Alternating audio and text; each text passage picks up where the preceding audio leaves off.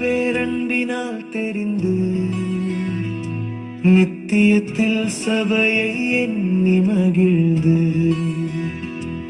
அதற்காய் ஏக சுதனை சாகச் செய்தார்.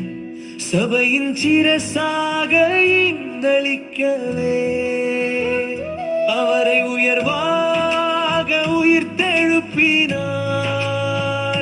சபையை ஜீவ இரத்தம் கொடுத்த வாங்கவே.